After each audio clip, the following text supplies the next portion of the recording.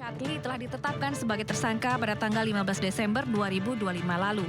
Akibatnya, ia terancam hukuman 5 tahun penjara. Dr. Richard tersandung kasus produk kosmetik yang dilaporkan oleh Dr. Samira Farasnas alias Dokter Detektif. Penetapan tersangka itu terkait laporan dugaan pelanggaran perlindungan konsumen atas produk dan tindak kecantikan yang dilaporkan oleh Doktif.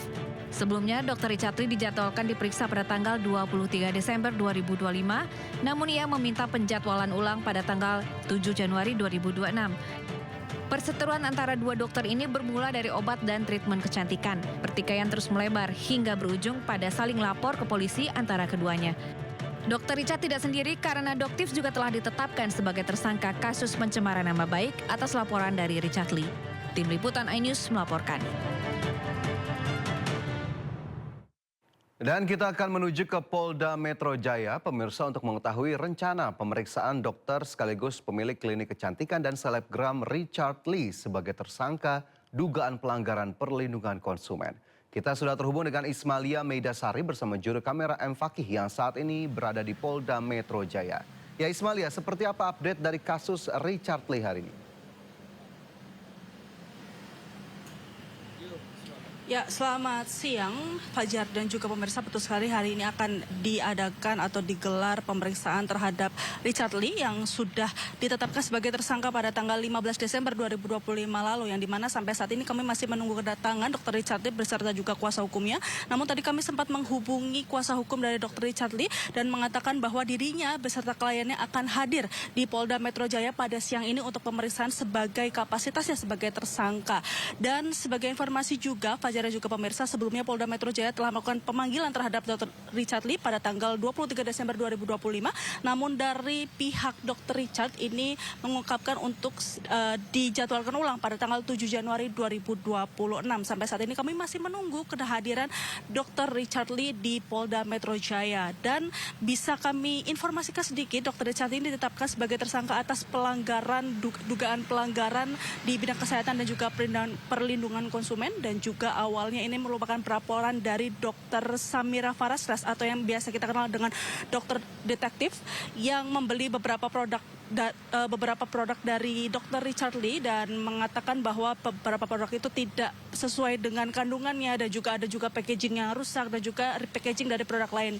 Karena itu Dokter Detektif melaporkan Dr. Richard Lee ke Polda Metro Jaya. Sampai saat ini kami masih menunggu dan akan mengada informasinya kembali kepada Fajar dan juga pemirsa. Kembali ke Anda, Fajar. Ya baik, terima kasih Ismalia atas laporannya langsung dari Polda Metro Jaya, dan kami tunggu kembali bagaimana update-nya terkait dengan kasus ini. Selamat bertugas kembali. Kejadian Bekasi benar nggak Pak? Bupati Bekasi nonaktif Ade Kuswara Kunang hari ini menjalani pemeriksaan sebagai saksi terkait kasus suap. Ia bungkam saat ditanya terkait adanya uang dari kasus suap ijon proyek yang mengalir ke Kepala Kejaksaan Negeri Bekasi, Edi Sumarman. Juru bicara KPK Budi Prasetyo mengatakan penyidik melakukan perpanjangan penahanan untuk 3 tersangka untuk 40 hari ke depan. Sebelumnya penyidik telah melakukan penahanan terhadap ketiganya selama 20 hari. Jadi terkait dengan perkara Bekasi yang bermula dari kegiatan tangkap tangan yang dilakukan oleh KPK, di mana KPK kemudian menetapkan 3 orang sebagai tersangka, yaitu Saudara ADK selaku Bupati Bekasi, kemudian HMK selaku pihak swasta, kepala desa yang juga merupakan ayah dari Bupati ADK. Dan yang ketiga adalah Saudara SRJ yang merupakan pihak swasta yang diduga melakukan suap ijon proyek kepada Bupati. Nah, KPK melakukan perpanjangan penahanan pertama untuk 40 hari ke depan karena memang penyidik masih terus melengkapi berkas penyidikannya. Baru maju, karena terganggu juga dari belakang. Bisa menyelesaikan Pak ya? Senin 5 Januari, untuk pertama kalinya Nadiem Makarim menjalani sidang gugatan korupsi pengadaan laptop di Pengadilan Tipikor Jakarta Pusat. Kehadiran 3 prajurit TNI memantik perhatian majelis hakim karena berdiri di depan kursi pengunjung. Hakim meminta ketiganya mundur agar tidak menghalangi pengunjung lain. Mundur, nanti pada saat ditutup baru maju. Karena terganggu juga dari belakang. Bisa menyelesaikan Pak ya? Kapus Pen TNI Brigjen Aulia Dwi Nasrullah menjelaskan keberadaan 3 anggotanya semata-mata menjalankan tugas sebagai TNI. Berdasarkan nota kesepahaman atau MOU antara TNI dan Kejaksaan. Pihak TNI juga dengan tegas menyebut jika TNI menghormati independensi peradilan dalam posisi netral serta tidak memiliki keterlibatan apapun dalam proses perkara hukum. Terkait kejadian ini, kuasa hukum Nadiem Makarim pun mengaku terkejut. Tadi kami juga kaget waktu hakim itu memerintahkan ada berapa orang tentara ada di dalam ruang sidang. Jadi saya juga terkejut ya. Sementara Jaksa Roy Riyadi menyebut kehadiran TNI hanyalah untuk keamanan saja. Kami di dalam penanganan perkara sekarang ada juga melibatkan teman-teman dari TNI seperti itu. Mantan Menteri Pendidikan, Kebudayaan, Riset, dan Teknologi Nadiem Makarim jalani sidang perdana di Pengadilan Tipikor Jakarta Pusat. Sidang beragendakan pembacaan dakwaan. Dalam sidang yang digelar di Pengadilan Tipikor Jakarta, Nadiem Makarim didakwa telah memperkaya diri sendiri dengan nilai mencapai 809,5 miliar rupiah. Tim Liputan iNews melaporkan.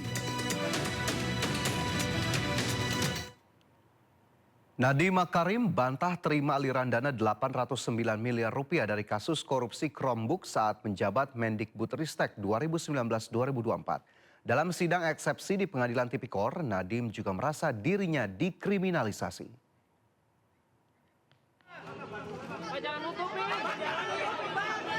Terdakwa kasus dugaan korupsi pengadaan laptop Chromebook, Nadiem Makarim membantah tuduhan menerima aliran dana 809 miliar. Bantahan itu disampaikan Nadiem dalam sidang pembacaan nota keberatan atau eksepsi. Dakwaan menyebut saya memperkaya diri sendiri, tetapi tidak menjelaskan apa mekanismenya saya menerima aliran dana 809M tersebut. Tidak jelas apakah aliran ini ke saya dan tidak jelas apa keuntungan yang saya dapatkan dari aliran dana ini. Nadiem juga menganggap kasus yang menjerat dirinya merupakan bentuk kriminalisasi atas kebijakan yang dibuatnya saat menjabat menteri. Saya juga berjuang untuk setiap profesional dan pejabat jujur yang dituduh korupsi. Demi menjaga martabat upaya anti korupsi di Indonesia, kriminalisasi kebijakan harus berhenti di negara ini. Setiap anak muda, setiap profesional yang punya keinginan mengabdi untuk negeri ini akan menyaksikan hasil dari sidang ini. Nadiem Makarim didakwa merugikan negara sebesar 2,1 triliun rupiah. Perbuatan ini disebut dilakukan bersama 3 terdakwa lainnya.